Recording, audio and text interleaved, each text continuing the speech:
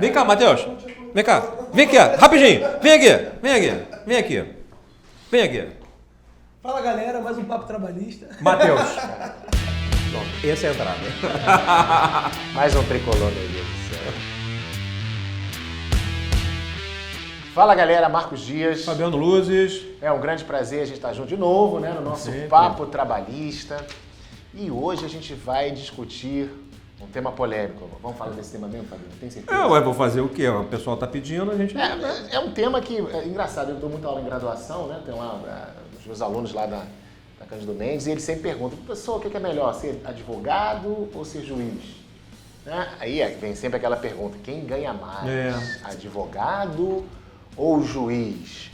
Né? E aí, Fabiano, o que você acha? Quem ganha mais, advogado ou juiz? Marco, olha só, você falou na pós-graduação, que é também pela Cândido, uma vez a gente estava conversando, com alguns bate-papo sobre isso, né? Acho que tinha acabado de sair concurso para juiz, acho que foi na época do Nacional, acredito eu. Sim. E aí o pessoal falando, vocês ganham muito bem. Aí eu descrevi lá, né, no quadro, eu falei, gente, eu vou colocar tudo. Coloquei todas as remunerações que a gente, tudo. Até porque a nossa remuneração, o pessoal sabe que é pública, né? Até pela questão da lei da transparência. Os tribunais todos eles são obrigados a registrar e a publicar as remunerações, não só dos juízes, mas de todos os servidores. No nosso TRT do Rio de Janeiro, inclusive, né? Tem lá, se quiser saber quanto o Fabiano ganhou, vai estar lá o nome dele. Exatamente, tá lá. Se vocês quiserem saber quanto o Marcos ganhou, tá tudo lá bonitinho. Você pode entrar, tem até lá, bom, né? Inclusive no site do nosso TRT, tem lá transparência. É só você entrar. Isso é muito republicano, né? Porque acho que é importante, né? Até porque é respeito ao dinheiro pago pelo cidadão, através do tributo. É importante que as pessoas saibam, né? Mas é interessante porque eu comecei a discriminar todos os valores, né? Então, subsídio, o Marcos vai falar um pouco melhor sobre isso. Aí botei as eventuais verbas indenizatórias, aí falei que eventualmente ganha e tal. Eu fui descrevendo uma a uma. E aí, obviamente, deduzindo imposto, previdência, sobe o líquido tal. Aí o pessoal, eu lembro até de um canal de YouTube que toda vez que o cara faz uma experiência, no final ele fala assim, é muito legal, minha filha adora o canal. E aí, em resumo, o pessoal ficou claro. Só que aí, no mesmo dia, eu falei, gente, agora eu vou fazer um contraponto com o alvará que eu assinei essa semana. Sim. Aí, quando eu falei do tamanho do alvará, que era um alvará de um processo que tinha dado 3 milhões de reais, que o autor tinha ganho, eu falei, gente, é matemática, 3 milhões, 30%, honorários contratuais, com sucumbência, e o pessoal, E aí fica aquele velho dilema, né? Quem ganha mais? E essas variáveis é que a gente vai conversar hoje, né? Eu acho inclusive que a preocupação não devia ser essa, né? Quem ganha mais, né? Se é o juiz, se é o advogado, Porque, na verdade, eu acho que é muito mais a ideia da pessoa perceber qual é o seu perfil, né? Antigamente a gente falava qual é a sua vocação, né? Porque, falando especificamente do juiz, né, Fabiano? A gente sabe que o juiz tem a sua remuneração, né, fixada em subsídio, um subsídio que é colocado a partir do que ganha o ministro do Supremo Tribunal Federal. Ninguém pode ganhar mais do que aquele subsídio. E ali há um escalonamento desse subsídio que está previsto lá no artigo 37, inciso 11 da Constituição, previsto no artigo 93, inciso 5º da Constituição, especificamente em relação aos magistrados. E aí há um escalonamento, né? O ministro do Supremo ganha lá o subsídio, aí 95%, né? É o ministro dos tribunais superiores, né? Do STJ, do TST. Depois vamos aos tribunais, né? De Justiça, TRF e TRTs. Depois vamos aos juízes titulares e depois aos substitutos, né? Então há um escalonamento, você já sabe quanto que um juiz ganha, né? Claro que a gente sempre se discute se não seria importante discutir quanto deve ganhar o magistrado, né? Mas ali você sabe, né? A diferença do magistrado é que ele já sabe quanto vai ganhar, porque há um certo tabelamento, vamos dizer assim, desse subsídio, né? Não deixa de ser, né? Não deixa de ser um tabelamento. Não deixa de ser um tabelamento, não deixa de ser algo que você já sabe que, não vou ficar rico, né? Não vou ficar milionário, mas vou ter uma estabilidade para poder julgar os processos com tranquilidade, né? É interessante, Marcos, nessa pegada, e aí a gente até informalmente conversou antes, né? Claro, pessoal, que a gente bate um papo antes para saber mais ou menos qual vai ser a condução da nossa conversa, né? Porque não vai sentido, senão fica muita surpresa. Mas a gente conversando aqui, a gente lembra, quando o dólar estava 1-1, né? Dólar versus real, na época no Brasil se ventilava muito, a imprensa batendo muito na magistratura, né? falando que o juiz brasileiro ganhava mais do que o juiz americano. Ah, sim, lembro bem disso. Isso vocês podem pegar aí jornais, se vocês colocarem agora, derem uma pausa e entrarem no Google, vocês vão verificar isso. Hoje esse assunto não volta mais, porque da mesma forma que na época, quando estava 1 para 1, o juiz brasileiro ganhava talvez $1.500 a mais do que um juiz americano, hoje a gente ganha um terço, metade ou um terço mais ou menos, aí depende muito da variação. E hoje ninguém fala nada sobre o assunto, né? Porque é uma forma que tem de se bater na magistratura. Toda vez que alguém quer bater na magistratura, fala muito da perspectiva remuneratória, né? Eu acho uma discussão importante, eu acho que é uma discussão que é relevante, né? A gente lembra que o juiz, além da magistratura, ele só pode dar aula, né? Diferente do advogado, pode ter outras atividades paralelas. E aula numa regulamentação que está lá na Resolução 34 de 2007 do CNJ, né, que foi complementada pela Resolução 226 de 2016. O CNJ regulamentou essa permissão que também está na LOMAN e está na Constituição. Então é basicamente uma profissão, assim, a magistratura, né? Eu costumo dizer, Fabiano, que o juiz no final ele é um ser muito solitário, né? No final ele fecha a porta ali do gabinete, tem aquele caso concreto, né, para decidir e é uma decisão solitária, né? Eu, por exemplo, gosto de dar aula por isso, porque a gente tem uma oxigenação, né, vê os outros entendimentos e reflete muitas vezes sobre temas que a gente enfrenta ou vai enfrentar, né? Então, nos obriga também a atualizar, né, estudar e pensar o direito em geral, né? Então, a magistratura é uma profissão solitária nesse ponto, né? A gente não vai sair fazendo marketing, fazendo nada disso, a gente vai ficar muito centrado, é uma vida mais reservada.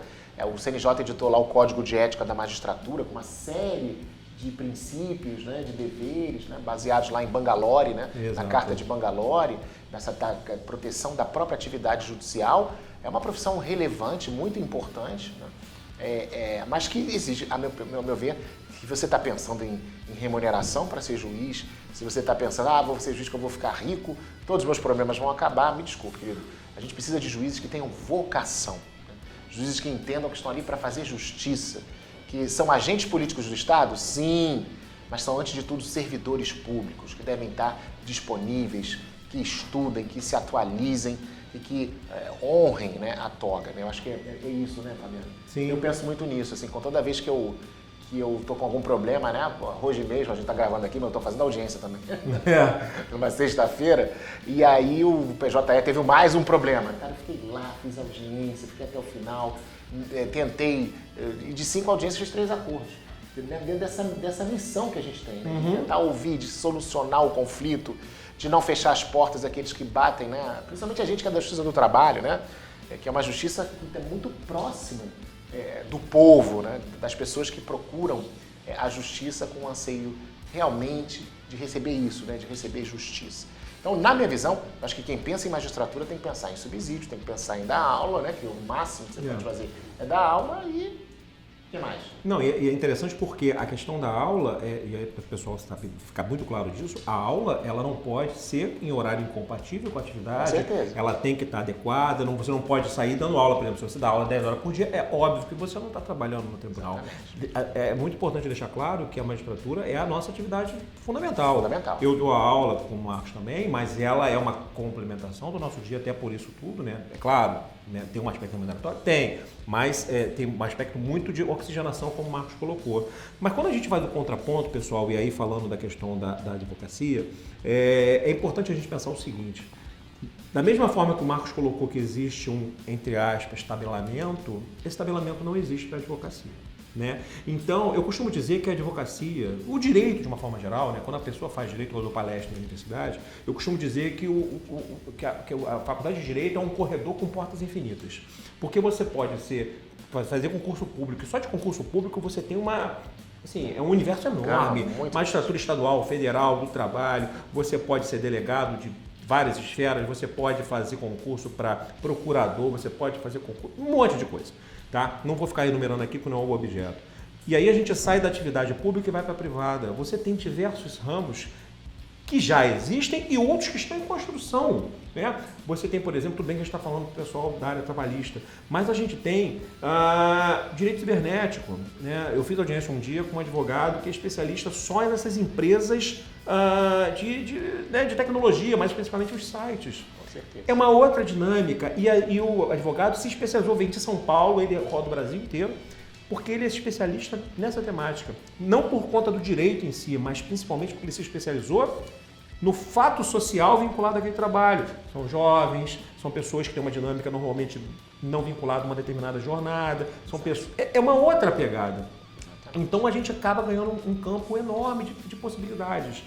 E o interessante é porque a advocacia, ela permite que vocês, no dia a dia, vocês podem ser advogados, advogado preventivo, advogado consultivo, advogado contencioso, parecerista, você pode dar palestras ilimitadas, não há limitação, não há limitação, quer dizer, a advocacia, quando você se enxerga como dono do seu negócio, porque a advocacia é isso, né? Você acaba tendo o seu escritório e aí é importante ponderar isso também.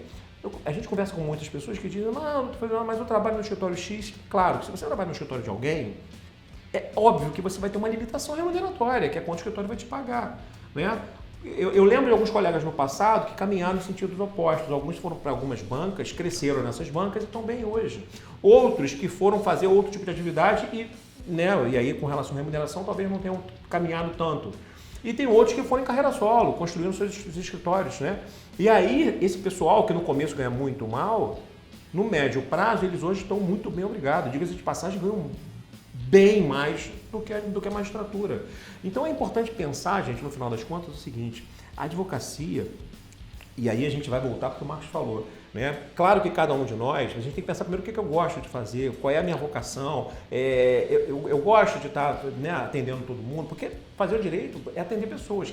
Juiz que não gosta de gente, que não gosta de estar ali conversando, tem que procurar outra atividade, porque a nossa atividade é tratar com gente. A advocacia também trata com gente, mas você ainda pode escolher o que vai fazer, né? Se você faz o preventivo, você não vai estar no dia a dia, você vai lá na empresa, vai conhecer, tem compliance agora, né? Porque é uma outra pegada dentro da perspectiva preventiva. Então, gente, é um universo enorme. E todas as vezes que eu pego um alvará, e não é pouco comum não, você pega, por exemplo, os alvarás né, de alguns valores mais altos, como a gente brincou no começo, 3 milhões, 30% mais sucumbência, cá entre nós. Mas Fabiano, demora muito para sair. Mas também, quando acontece isso e chega nesse patamar, são muitos processos de uma alçada de valor muito alta. Eu tenho um outro colega advogado que eu conversei uma vez em Teresópolis, mas ele falou um negócio ótimo, eu perguntei porque ele era bom de acordo. E aí ele trabalhava muito, que ele tinha os processos de acordo e os processos que ele não fazia acordo. E ele falou uma expressão ótima, que eu nunca mais esqueci na minha vida.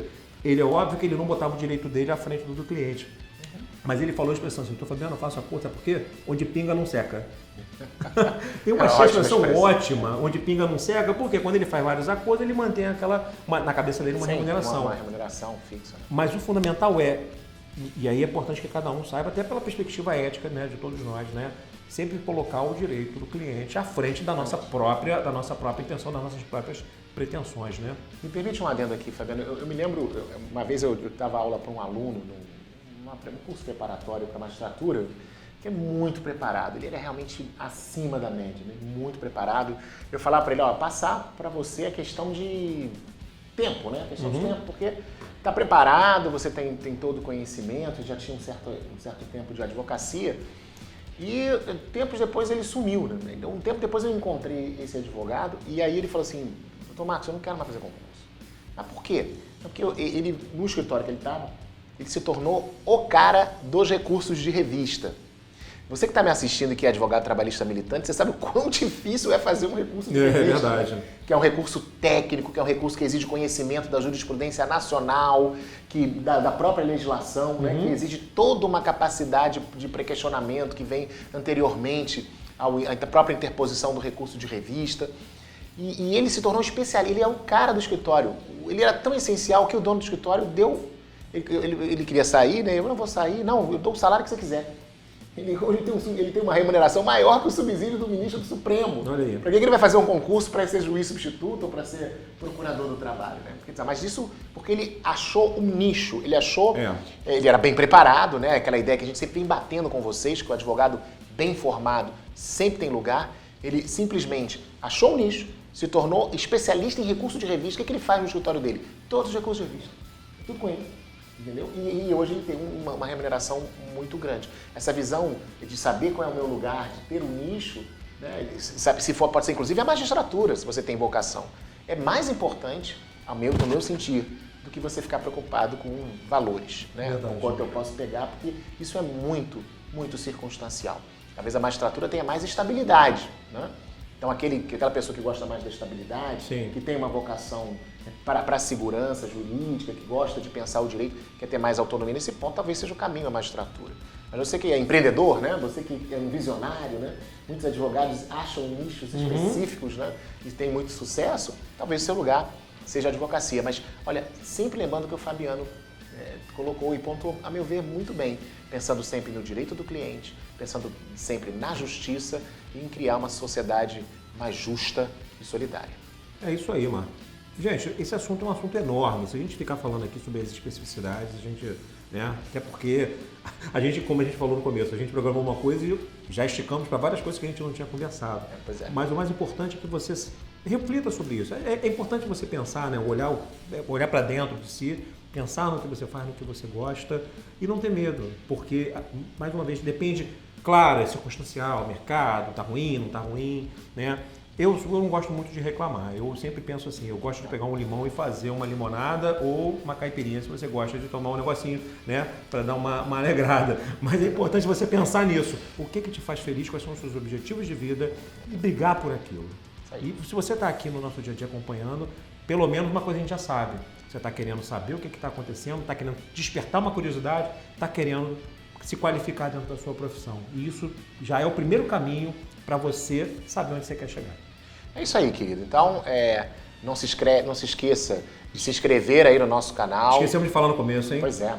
É importantíssimo que você se inscreva no canal, que você dê o seu joinha se você gostou do vídeo, né? Coloque aí a sua participação. A gente já está começando a levantar aqui os temas que a gente, a partir do que vocês estão sugerindo. Em breve a gente vai estar dando uma resposta mais efetiva desses temas. A gente responde, tá? Demora um pouquinho, mas a gente responde. É isso aí. E aí, se você quiser, né, convidar mais gente para assistir o nosso canal, tá com a gente, para a gente refletir o direito, pensar para onde vai caminhar a nossa querida Justiça do Trabalho.